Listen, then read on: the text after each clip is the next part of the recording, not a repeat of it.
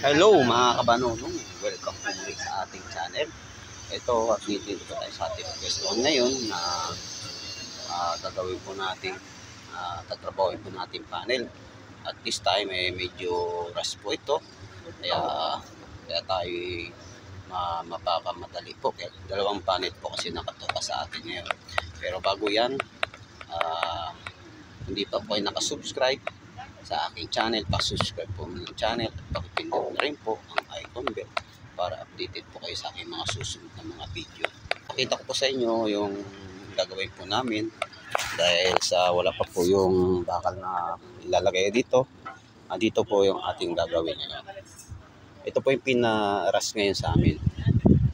Medyo may katagalan din po yung trabaho nito kasi po magpuputol po, magsusukat at magpuputol po tayo ng mga bakal at maglalagay ng electrical at saka foam. Yan. Ito po yung ating una.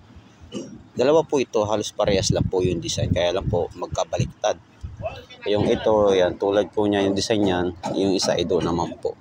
Kaya pupuntahan po natin para makita nyo ang ating gagawin sa buong Magdamag. Ayan, ikot po tayo rito. Ayan po yung mga ano ng mga hagdan po yan. Ayan, dito po yung ginagawa. Busy po yung ating kaibigan na isa. Ito po tayo roon sa ating gagawin ng isang panel na parehas lang, no? Kaya lang po baliktad po siya. Ayan tayo sa ating mga kaibigan. Ayan, mga kaibigan na natin. Ayan. Ito po yung ating mga Bangladesh, mga kaibigan natin, busy doon sa hagdanan. Ito po, kaya lang po, hindi pa rin po ito na nilinis. Kasi naka-break time po yung mga taga-linis.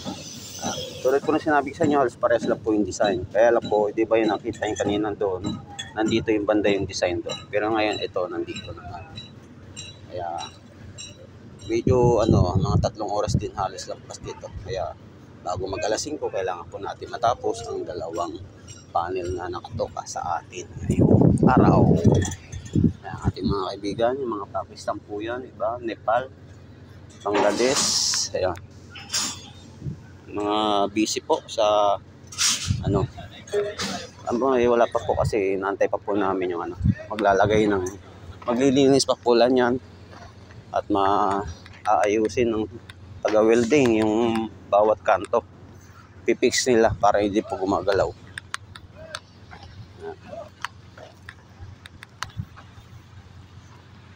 Ano yung kasamahan ko, naihanda na po namin yung mga gamit, kaya waiting po kami. At tuloy ko na sinasabi ko, ito po yung para sa mga hagdan. Ayan. Dito po ginagawa. Ayan yung brake. At ayan yung bakal. Lalagay yan dito. At tatakpan din yung kabila. At ipix ng mga taga-welder. Brake din po sila ngayon.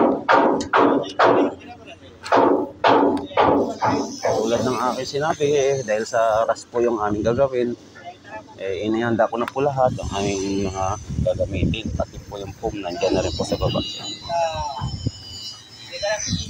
Ngayon, natin na lang po namin mag-alas na ganito ating yung mga maglilinis po dito at yung maglalagay ng bakal at ang magpipix ng mga taga-welding. Ayan mga kapanonong, alas 9 na po. Alas 9:05 na po at nag-umpisa na po ng trabaho yung mga nag-break time kanina. At ito na inaano na po yung ating pagtatrabahuan. Nilalagyan po yan ng langis. Langis po yan. Kaya po yan nilalagyan ng langis para po hindi dumikit ang concrete na pag binuhusan yan. Kasi pag wala pong langis yan, didikit po sa bakal ang halo. Pag natuyo po yung concrete mix, siyempre pangit na po magiging kalalabasan pag dumikit po yan sa bakal. Ayan na. Maya lang po, tayo na lang po natin ulit yung bakal na ilalagay dyan ang ating. Ay mga panonong, medyo nagbago po yung ano kasi yung inaantay po natin na ganitong bakal hindi po dumating. Kaya pinagtrabaho po muna tayo rito sa iba. Ayan. Medyo nakaraos na naman po tayo ng isang panel. Ayan, kasama ko nagtatali na lang po siya. Kunti lang po itong ano. 50 mm po yan, malaki pong ano, pipe yan. Hanggang sa dulo. Yan. Ayan, magtapos na po ito. Mag-aantay naman po tayo ng panibagong instruction kung anong susunod na ating gagawin. Ay mga kabanonong, dito na po tayo sa ating gagawin. Ay dito po muna nauna yung doon po sa may taas wala pa po yung kaya dito muna tayo. Sa katatapos lang po natin tanggalin ito.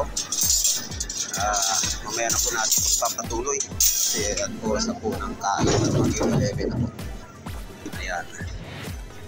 Tinanggalan ko lang po ng mga sagabal para po paglagay ng foam at ng pipe hindi mahirapan. Mamaya kakain na kami. We take a dinner so that we have power to work again. Ay mga idol, oras na po ng hapunan natin. Alam niyo naman po, medyo mainit yung panahon pa rin. Pawisan tayo ng gusto. At ito na po tayo. Kain po tayo. Kain. Ulam po natin ay pangatlong ulam natin ang araw na ito. Pangatlong araw na ito. Siya. Kaibigan natin sa tayo. Tama ka pa naman. Ako isang wala po tayo. Isang oras. Mga idol, mga kapanonong, ito tapos na po yung isang oras nating pahinga. Kaya pabalik na po tayo sa ating trabaho.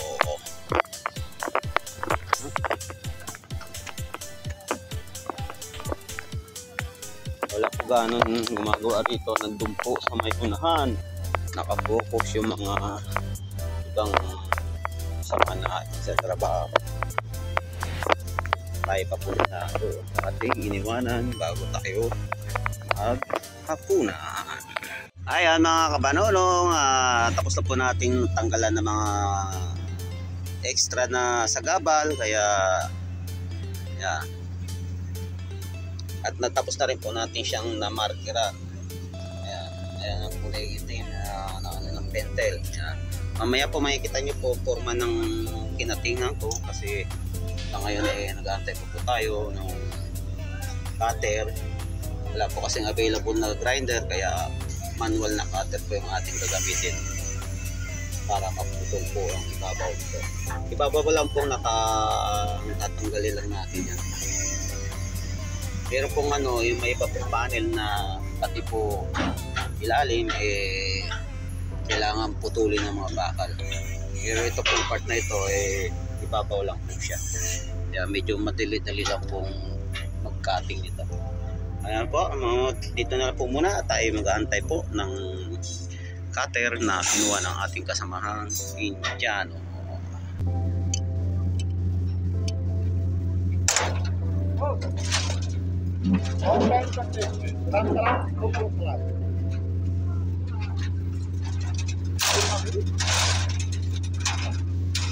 Mga kabanoro, atin na po ulit ang mga bakal.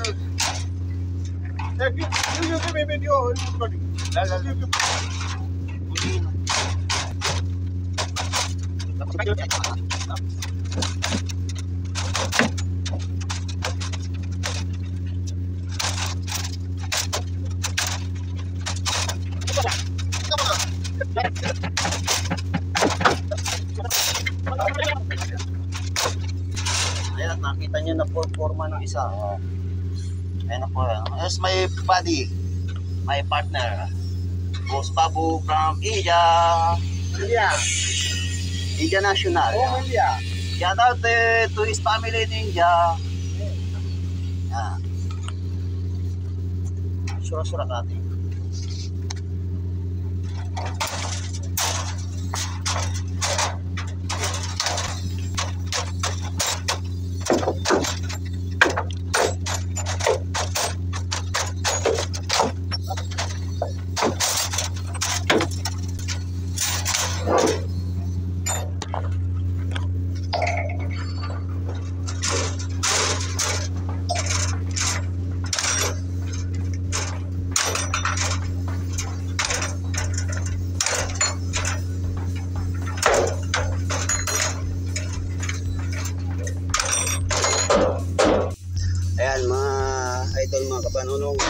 tapos na po ako mag-cut.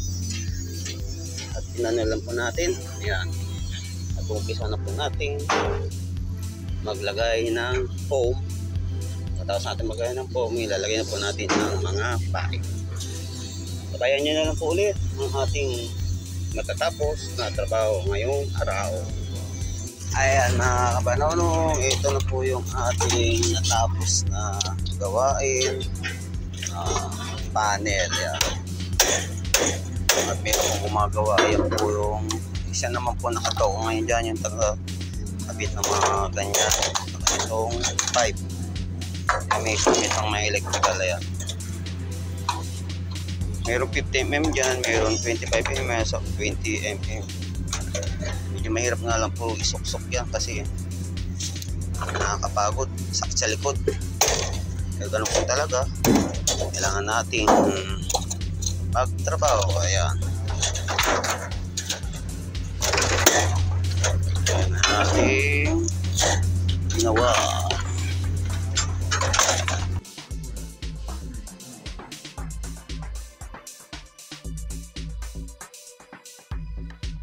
Ayan mga kabanonong, tapos na po tayo doon sa huling trabaho natin doon sa may taas. Ito po yung banda sa may unang punong crane na yon. Nasa ibabaw po. Ngayon po nandito ako ngayon sa gitna. Nasa gitna po ito. Yun po yung line 1. Ito yung line 2. Doon po yung banda yung line 3. Nasa gitna po tayo. Dito po banda yung mga steel fixer talaga yung matagagawa nitong mga bakal. Diyan po. Ngayon dito po tayo ngayon nakatoka at dito naman po tayo gagawa. Yan. Dito na lang po ang ating pong video na aking inahandog sa inyo. Nawa ito huwag po kayo magsawang manood ng mga ina-upload kong video. Mga kamanonong, good morning po sa inyo lahat. Ayan, mag-aalas 5 na at tayo nakatapos na naman po ng isang magdamag sa pagtatrabaho natin. Nakita nyo, meron pa po nagtatrabaho dahil minamadali niya. Pero patapos na rin po yan kasi nga po mag-aalas 5 na. Ito. Bukas mo nga po pala, Sabado, kasi nga palit na po kami ng oras ng pagtatrabaho. Ano na po ang trabaho namin bukas? 10 to 8. Ayan. 10 oras po na duty at may 2 oras po overtime yun. Alis po kami ng alas 9 sa aming accommodation. Tatrabaho ng alas 10 kasi halos ang oras po yung biyahe namin papunta rito sa Precast Factory. At mag-stop kami ng alas 8 at biyahe na naman po. Siyempre halos ang oras yung biyahe pa uwi. Alas 9 po nandun na kami sa aming accommodation. Hanggang dito lang po muli at ako po muli nagpapasalamat sa lahat po na inyong mga suporta.